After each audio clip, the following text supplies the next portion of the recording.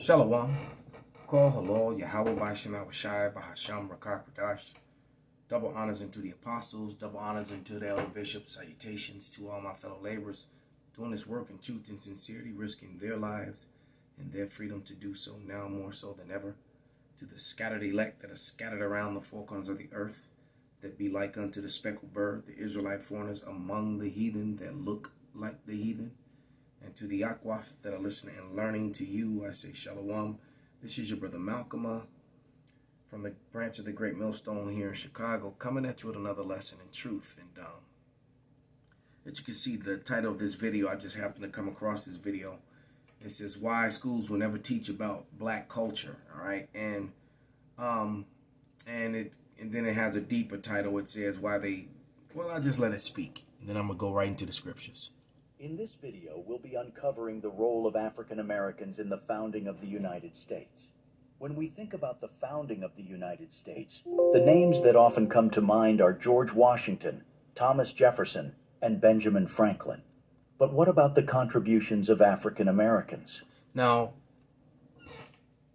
they're showing you, a man of color, which is more than likely a Gadite, a native, all right? Because you got to remember, the census enumerators, any native that looked, that had so-called black features, they would reclassify them as black, with their false system of blood quadrant, because it's weird how they'll allow a white person, if they have so many 2/8, 1/8 Cherokee and all that kind of mess, but then you'd have a native, all right, and if they had one drop of black blood, you were black, regardless of what you look like. You see the hypocrisy in that, all right?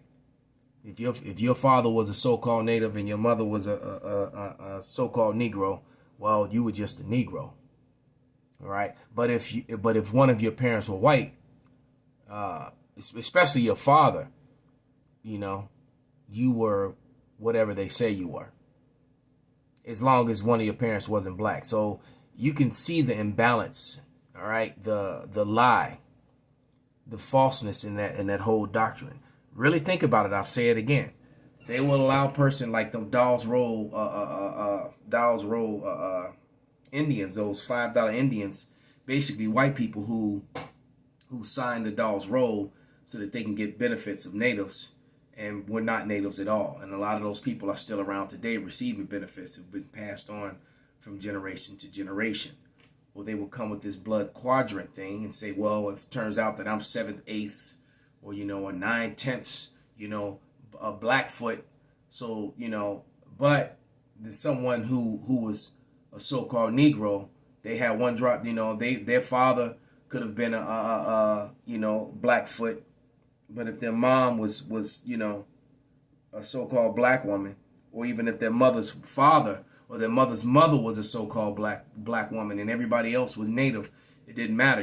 So you weren't a native anymore. So you see the hypocrisy in it. All right. Second thing they showed you was three of America's founding forefathers, and the one I'm focusing on is Ben Franklin, because we're gonna read a letter that he wrote, which is condemning evidence. And I keep saying that they eventually are going to scrub this off the internet. Wait a minute. Hey, Shalom, bottom right. I just started a video. Can I hit you back? All right, but you good? Okay, Shalom, I hit you back. Yeah, that was my son, or else I wouldn't have picked it up. So Salakia. But yeah, speaking about that letter with Ben Franklin, we're gonna probably, touch on that before this is all over. But there's no need to watch this video any further, because they're calling them African Americans and they're calling them black. And I don't know how many videos I've done, and the apostles, the elders, or the brothers have done. We're not African, we're not American, and we definitely aren't black. Black is a color. It's also a very negative and ugly word. And so to attach a people to it was actually, and because we didn't call ourselves that, they started calling, our brothers, the Southern Kingdom, that, and they started calling them, and they had a very derogative meaning by it. As a matter of fact, when you put black in front of anything, or black behind anything, and it's actually it gives it a very negative connotation. You make it so black, you know, it means ugly, it means bad, deceitful, death, void of light without understanding, gloomy, unethical, immoral. Then you got people that want to still, promote black excellence. So you evil excellently, you're ugly excellently, you're stupid excellently, you don't know anything excellently. So they still want to cleave to these false titles, and we really get tired. And so it's really racist and hateful, for these so-called white people to continue to call us that. And then it's really ignorant for people who are physically and visibly brown, like the two people in the corner of the video. You see the so-called Negro woman and the so-called Negro man up there in the corner. They're brown, chocolate brown. The guy on the screen with the so-called white man, who looks like a Native American, by the way, he's brown. All right. So, but let me read the scripture. This is Isaiah 29:15, and it reads, "Warn to them that seek deep to hide their counsel from Yahawah, and their works are in the dark, and they say, who seeth us and who knoweth us?" So they lie and try to hide our nationality and our race, and that's a very hateful hateful thing to do, and then lash out at you and reverse the roles when you wake up and find out who you are, when you actually see the evidences, which is overwhelming evidence to prove that what we say about who we are is true. All right, though they continue to try to deny it and ignore facts. Verse 16, Isaiah 29:16. "Surely your turning of things upside down shall be esteemed as the potter's clay.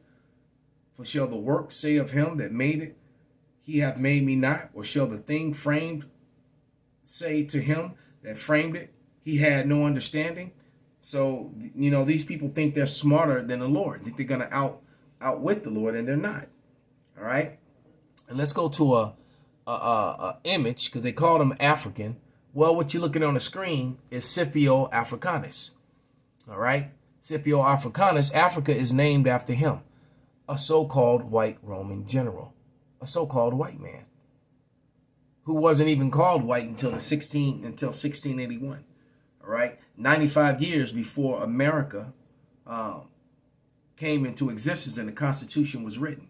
They had already deemed themselves white when they wrote the Constitution, and then they talking about this whole African American thing. We just showed you that Africa is named after a so-called white man. So you are named after a white man, and that's your race, that's your nationality. And guess what? And then you got some that scream, "Well, I'm a black Asiatic man." Well, here's Africanus' brother, Lucius Cornelius Scipio Asiaticus. His brother, a so-called white man. Africa and Asia are named after so-called white men. So saying you're Asian or African is really not a nationality at all. And that goes to prove that they are the nation of Edom. Psalms 49:11 tells you how they name lands after their own names, after themselves. And they change, landmarks. So, anything that they teach you, these people are just going to teach you lies. And they whitewash history to benefit themselves. So you have to go back to before America, about 95 years before, give or take a few or more. There was something called the Bacon's Rebellion. All right. And in this rebellion, you had the poor people, which made up so-called blacks, so-called natives, so-called Chinese, and so-called white men. All right. Who were all working for, some were indentured servants, indentured slaves, and working off debts. And then you had a group of so-called Negroes in America referred to as the Huguenots. All right. The Huguenots were expelled from Portugal and Spain. All right. So let's start there, and then we'll work our way up to Bacon's Rebellion. But the Huguenots were expelled from Spain. And matter of fact, let's bring that up. The expulsion of the Moriscos. All right. Moors, Moriscos, Jews, and Huguenots. Well, guess what? When you look up Moreno it says a Jew or a Moor in Spain. Now we know who the Moors are. The Moors were not, they may have worshipped Islam, but the Moors were so-called black men. And they weren't Africans either, like they try to say that they were. You understand that? It's telling you that a Moreno or a Jew, a Moreno is a Jew or a Moor, because the so-called, and they were crypto Jews. And they were expelled out of Portugal and Spain and France, and they scattered across Europe and into America. And these men were here in the colonies, helping to set up America in its beginning. And they tried to cover up and hide this history. All right. And like I often tell you, the Moors and the Morenos were some of the biggest race traders that our nation has ever seen, because what they were owning slaves. Moors came over here and they were owning some of the their own people from the natives, their own people, the Northern Kingdom, and they also were owning some of their own people from the Northern Kingdom as slaves. All right, this is all very true. Just like you even had some Gadites that owned the Southern Kingdom, so-called Negroes as slaves, and these were people who were all working with Esau, Edom, the so-called white man in the 13 original colonies. All right. So let's fast forward from the time of the fall of, the fall of Portugal and Spain, and expulsion, the diaspora, expulsion of the Moors, the Moriscos, who were called the Huguenots. All right. Now, when you watch this video, they're going to show you white people as Huguenots, but we just read the definition of what a Moreno is, and we know matter of fact, Hispanic people still refer to dark Hispanics, brown-skinned Hispanics, or so-called black Hispanics, as Morenos or Morenas, still to this day. All right? And it's telling you that that's a Jew or more, so duh. All right? As a matter of fact, let's go to the scriptures, because they seek deep to hide their counsel. This is one of my favorite scriptures, speaking on the Southern Kingdom, the so-called Jews, the Judites, the real children of Israel, the Israelites. This is Lamentation 4:8. And it reads, their visage, meaning when you look upon them, is blacker than a coal. They are not known in the streets. Why? Because they're being called Moors, Moriscos. They were once called Huguenots. They were called Negroes, niggers, coloreds. It said, but this is talking about the Southern Kingdom, which were made up the kingdom of Judah, which was Judah, Benjamin, and Levi. All right. But it says their visage, meaning when you look at them, is blacker than a coal. They are not known in the streets. Their skin cleaveth to their bones. It is withered. It has become like a stick. So these people are dark, melanated people, just like Ben Franklin said in his letter, except, Esau, Edom tries to attach everything dark to Africa, which is a lie, because the whole world was dark or tawny, which he admits in his book. Europe was dark and tawny before the so-called white man took it over, all right, and then lost it to the so-called Negroes, and then retook it over. That's called the Renaissance, all right, the rebirth, okay? So let's fast forward to the future. Let's fast forward to the time now of the 1681. So we're leaving the expulsion in the fall of Portugal and Spain, 1492, when Cristobal Colon sailed to America to find the Northern Kingdom, Israelites, and brought 5 Hebrew interpreters with him, Louis de Torres being one of them, undeniable fact. So, F what you're saying, that everything I'm telling you is factual, can be looked up and proven to be exactly as I've said. All right, so we're leaving at 1492. We're fast forwarding to 1681 during this rebellion, when all these poor indentured servants and this rainbow coalition of so-called black, whites, natives, and Chinese, for the most part, were working together and coming against the wealthy white class, and who at that time came up with this whole whiteness. That was the time, in the year, and the time, and the date, and the place was Virginia, West Virginia, 1681, where, any group of humanity was first called white. And so what they did was to break up this bond and this union that was led by, and I always forget the guy's name, I believe he was a so-called white man, Oh, Bacon. It was led by this guy. I forget his first name. But this Bacon guy, it was called this rebellion because he was like the lead guy of this rebellion, the number one guy or spokesperson. To ensure that would never happen again, they granted whiteness to the people who fraudulently referred to themselves as Anglo-Saxon. All right, because when they were coming from Ireland, Scotland, Germany, the Netherlands, and all these places, which they weren't calling themselves white. The few that may have come from those places, all right, they didn't call themselves white till they got here. As a matter of fact, Benjamin Franklin described all the people in the lands that I just said that are full of Caucasians today, so-called. He described all those people as being black and tawny. We're going to read his letter as evidence. So in this 1681, when this whiteness was created and granted to these people, it gave them front of the line privileges. All right, it gave them the right to vote, the right to own firearms. It gave them immunity to justice from people of melanated people. So, and it also guaranteed that they got to. It prevented the white women who were choosing to marry black men and native men, most of all, even sometimes the Chinese men. And at this time, it put them in a position where if they married them, then they inherited their condition. All right, which was a slave, because the natives in the colonies, most of them that were conquered were sold as slaves right down into the south, put on slave ships, and were transferred back and forth, and many to Seville, Spain, because Seville, Spain became the reverse slave capital of the world. That is what happened. So whiteness was created, and all these former landowners and Huguenots, these sellouts, became victims of their own folly, of the same people that they made alliances with. The movie 12 Years a Slave is perfect evidence of that fact. What they did to this North, whatever his name was, Northup, or however you said his name, was perfect evidence. That guy was a Huguenot. Okay?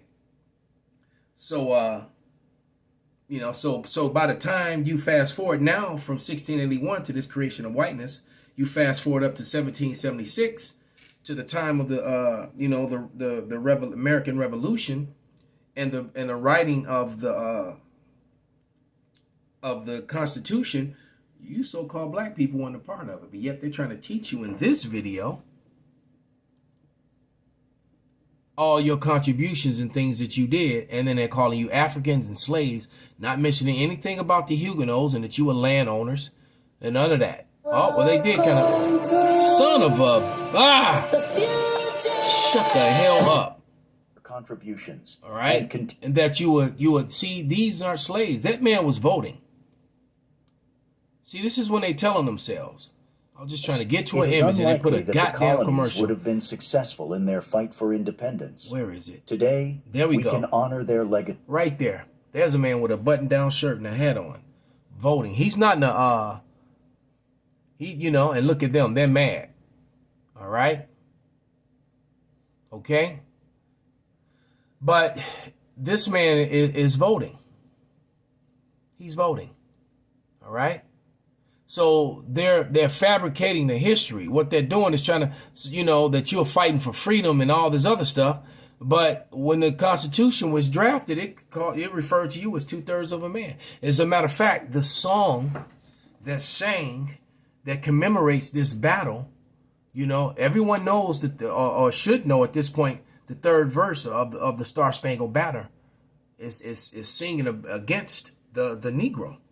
And that you would always be a slave and that you would die. All right? Go, that freedom was not for you. And then these people got the nerve to get angry when people don't want to stand up for the national anthem. All right? Listen to the third verse, and that's just it. But they don't even want to look at that or consider that there's a verse talking about your death and extermination and how you will always be a slave and nothing better and nothing more. But yet they want you to stand up to it today. Man, I tell you. All right. So let's go to this letter now. that Ben Franklin wrote. You know, and this is all prophecy that Esau Edom would be exposed, that all this stuff would be brought out, and he would be shamed in these last days. So this is Observations Concerning the Increase of Mankind, 1751, written by one of America's four founders, Ben Franklin. And this is what he had to say about the inhabitants of the world and America. And this is the last paragraph, paragraph 24 in the letter. And it reads, let me just make it larger so I can see it. All right, and it reads, which leads me to add one remark, that the number of purely white people in the world is proportionally very small.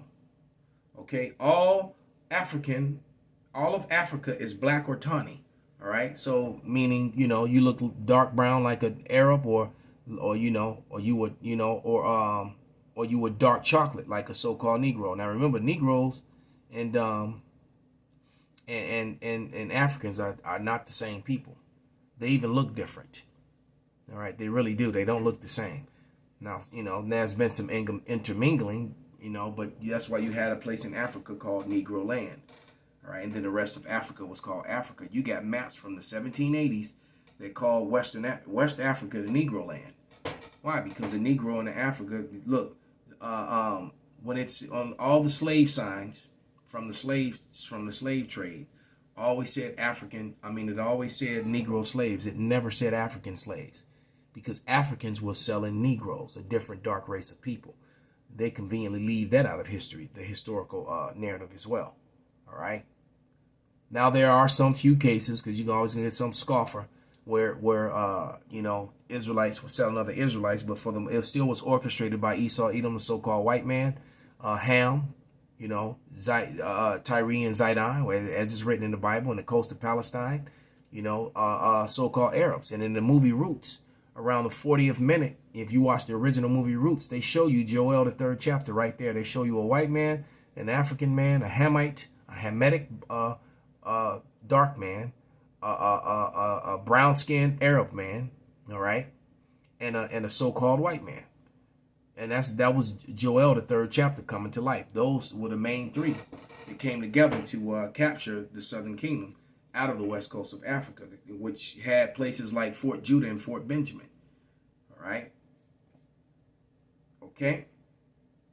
So back to the letter. And it says, all Africa is black or tawny, Asia chiefly tawny, America exclusive of the newcomers. And so it's telling you that America was black and tawny. Why? Because of these men who lived in the colonies that were already helping to set it up. These men that they had to make laws to prevent them from marrying, who were marrying these white women, that they may have to make these laws to prevent black men from marrying them. All right, because it was, you know, a shortage of women, and the women were coming to the New World. White women were coming to the New World, and quite frankly, they were choosing BBC over red boys who call themselves white, as he's going to even prove in his letter that, you know, when it says in Edom, and the first came out red, so the so-called, you know, the real red man, who's the so-called, changed his name to white most recently. That's the latest name that he goes by now. All right. But it says, as Asia chiefly tawny, America exclusive of the newcomers, wholly so. And in Europe, the Spaniards, the Italians, listen closely, the French, the Russians, the Swedes, are generally of what we call swarthy complexion. Swarthy means black. And these swarthy men, these swarthy Spaniards, these were the people who got expelled. These were the people who became the Huguenots. Or I'll read it again. And in Europe, the Spaniards, the Italians, the French, the Russians, the Swedes are generally what we call swarthy complexion. He just called them black people. All right. As are the Germans also. So all these places are occupied by mainly and ruled over by so-called white people today. And they don't share this history with you at all. All right. It says also, and it says the Saxons only accept it. So they're trying to claim that they're the Anglo-Saxons, the angelic sons of Isaac. And they're not. Because he just told you, you know, oh yeah, because that would make them the Scotch, the Irish, and the Brits. And no, they were not that either. Okay? But it says, who with the English make up the principal body of white people on the face of the earth, and I wish the numbers were increased. And while we are, as I may call it, scouring our planet for clearing America of its woods, and so making this side of the globe reflect the brighter light of the eyes of the inhabitants in Mars, city, or Venus. So that's the gods that they worship. When it says in God we trust, they were never talking about the God of the Hebrews as they're claiming to be. He just admitted it, because the angelic sons of Isaac would not be worshiping gods from Mars and Venus. Esau, Edom was. You know, when they took over Greece from the brown-skinned European Etruscans. All right? And became the Grecians and the Romans later on. But it says, we should, why should we, in sight of superior beings, darken his people? Why increase the sons of Africa? There's that lie again. So they're pushing that hard, trying to make the Negroes Africans when they know that they're Israelites. All right. As a matter of fact, what's the book with I look like I'm gonna run out of time. I have to do a part 2.